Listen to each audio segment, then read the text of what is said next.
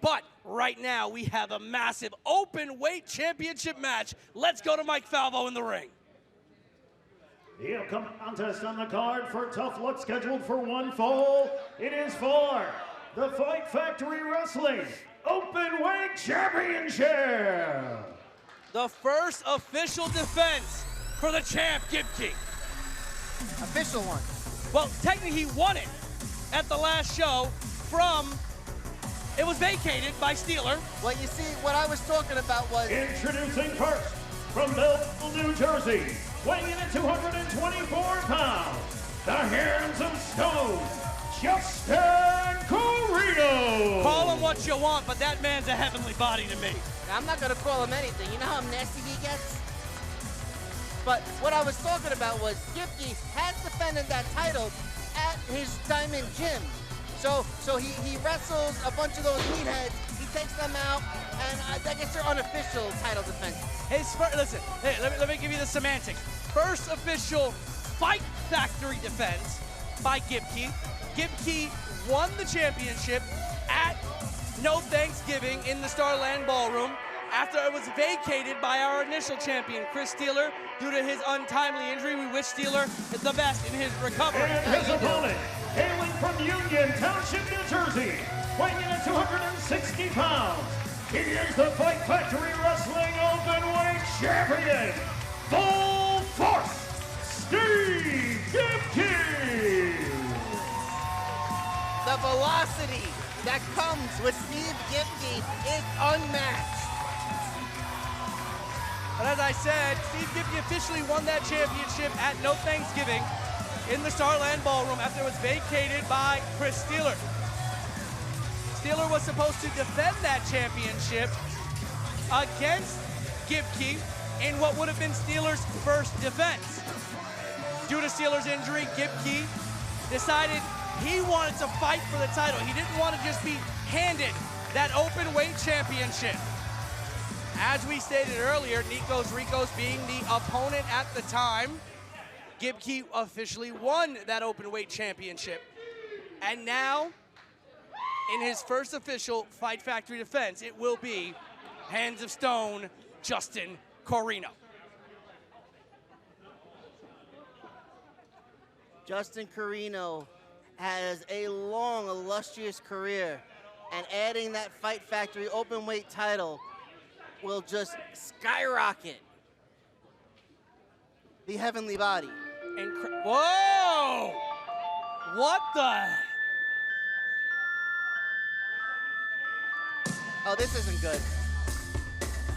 This isn't good. This isn't good. Oh, it's just Josh. It's just, oh, nope, this isn't that good. That's not good. Is one half of the Fight Factory Wrestling Tag Team Champions, and the man who should be a Hall of Famer, Josh Shernoff. And I, for one, I sync up the music. And am insanely scared by the look on Maff's face. He looks pleasant. So, standing next to me, this monstrous human being, one half of the Fight Factory Tag Team Champions, also happened to be the inaugural Fight Factory Wrestling Premier Champion. So since we didn't have anything else to do tonight, we thought, what if Danny Maff became the first ever Grand Slam champion of Fight Factory? So ladies and gentlemen, allow me to introduce to you the third member of this triple threat match, the Bayonne Badass, the God King of professional wrestling, Danny Maff. Wait, is Josh Shernoff just making matches now? Is he calling this of his own, just a triple threat match?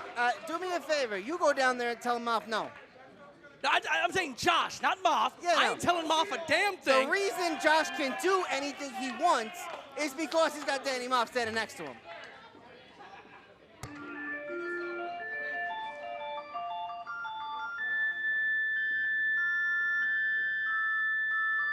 Has Maff looked better than he does right now? Listen, Maff looks like he is in the best shape of his life. And that is saying something when this man is a 25-year veteran. Unbelievable. You know, as people get older, they slow down. Maff has ramped up. And slimmed down. And slimmed down, yes. So let's just recap what we just heard. Josh Shernoff, in light of the fact that circumstances have changed the plans for the tag team championships tonight, right, decided since Maff's got nothing to do, not a thing, why don't we turn the Openweight championship match into a triple threat match, which we don't know if that's been made official yet. The guy's in the ring. I guess it's not official until the ref rings the bell. And have Maff, assumedly, walk out of here having now held every championship in Fight Factory Wrestling that you could, all in the span of the first 5 shows of the company's history. And the ref just called for the bell. It's official now. So now, yes, it is now official. Yeah. This is now a triple threat match for the Fight Factory Wrestling Openweight Championship. Gino, if Dan Maff wins this match, he will now be, as of record, the only man to have successfully held every male championship in Fight Factory. Forget in Fight Factory. In any company in the history of anything, has anybody become a Grand Slam champion in as short a time as Maff would if he wins this? The first 5, tonight is show number 5. Right. So no, the answer is no. Show 6.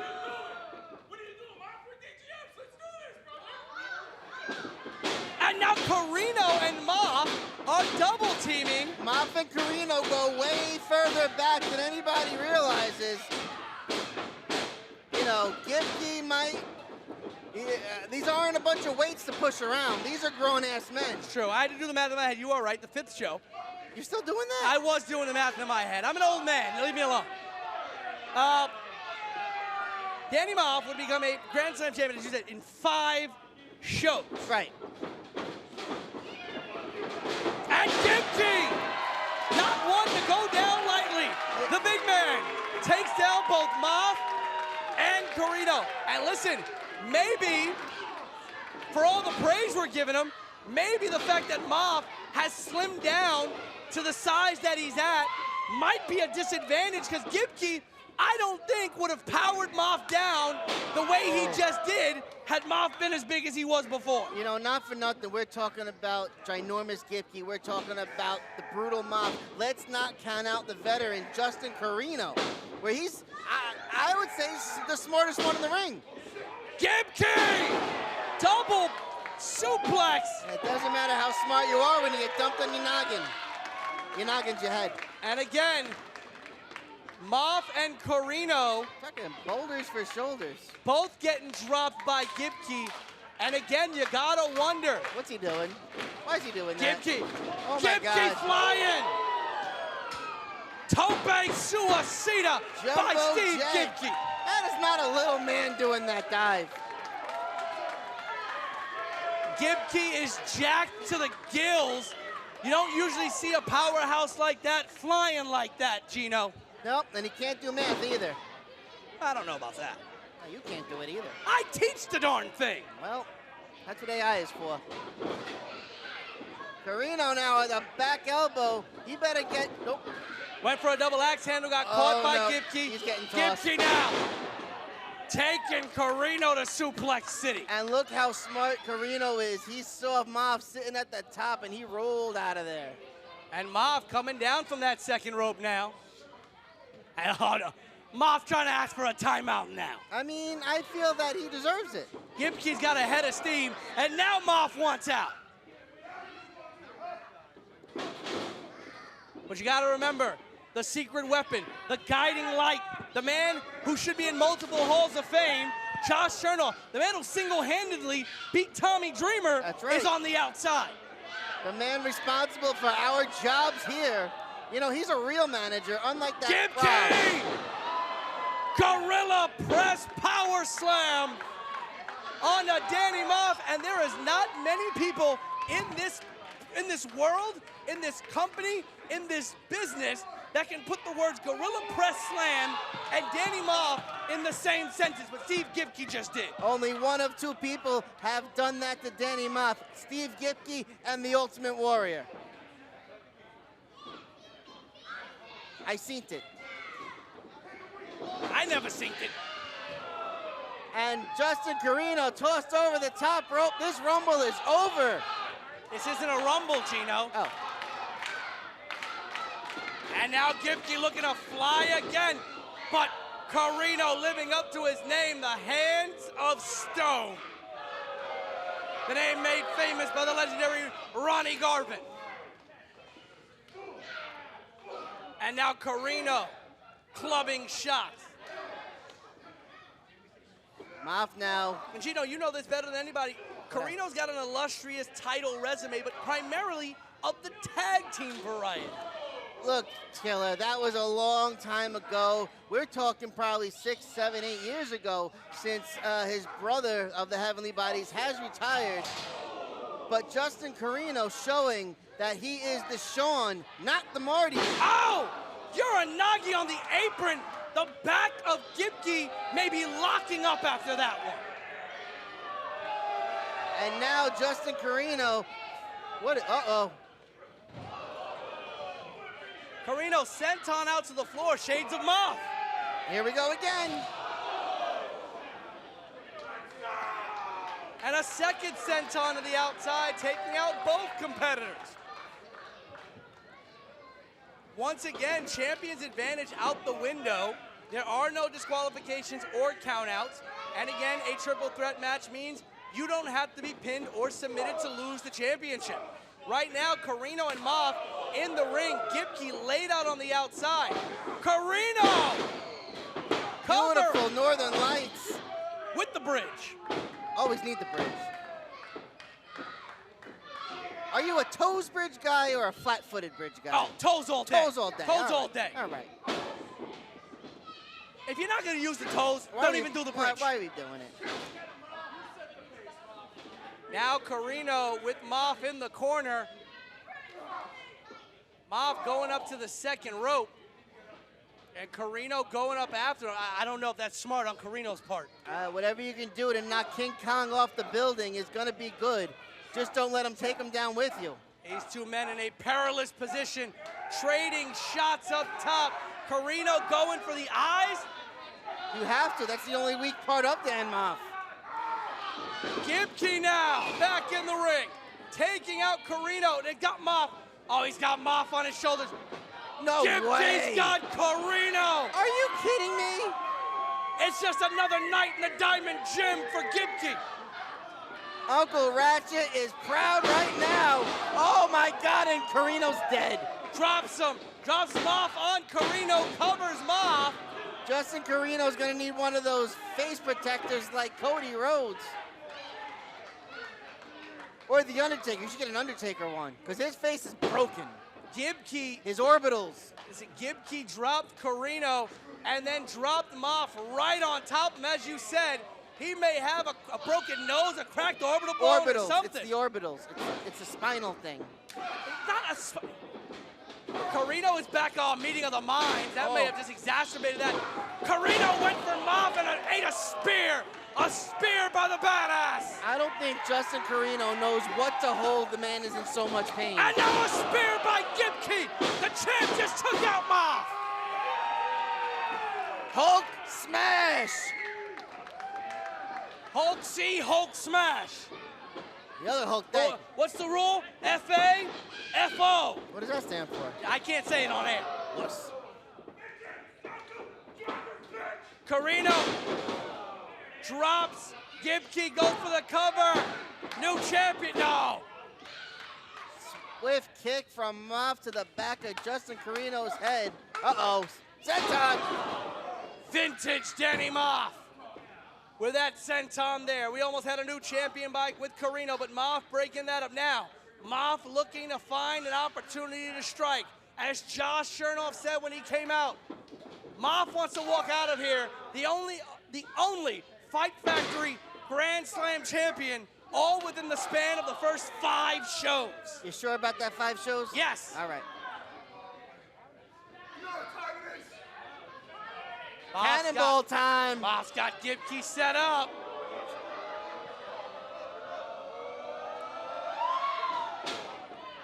We gotta get a shot on Corino for good measure.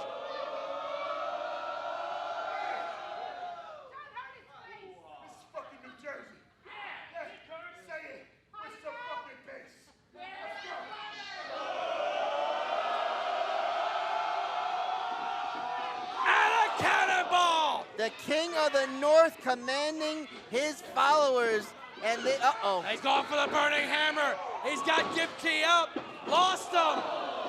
Corino with a super kick on Maff, and sends him shoulder first into the post. But Gibki, takes his head off, Stan Hansen style. And now, the Hell Hammer, cover, and still. Fight Factory Openweight champion. Fight Factory Wrestling Openweight champion, Steve Gibki. I knew he could do it. I didn't doubt him for a second. That massive hell. Listen, I don't know if he needed the Hell Hammer after that Stan Hansen-like lariat out of the corner. Justin Corino right now. Look at this here. Look at this here. Took Corino's head off with that Stan Hansen lariat. But then, for extra emphasis, the Hell Hammer. And the 1, 2, 3.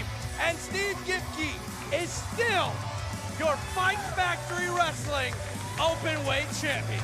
Corino, after that lariat, he's going to think he's back in the heavenly bodies. The Gigolo is back because Justin Corino has been knocked loopy. I like the Gigolo. Yeah, you would. That was a good time.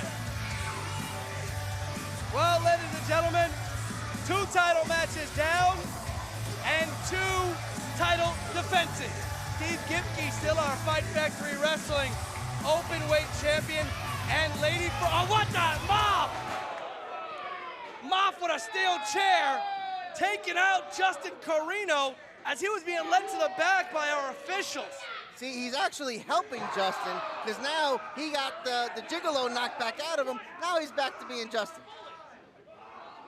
with a broken rib. You heard Maff just there saying, you hear Josh even saying it, he cost you the championship. He cost you that championship. These two have been friends for years, but if you cost Dan Maff a title, that friendship's out the window, and you would become prey. Josh Shernoff and Danny Maff had a plan. Insert Maff into the match, become Grand Slam champion.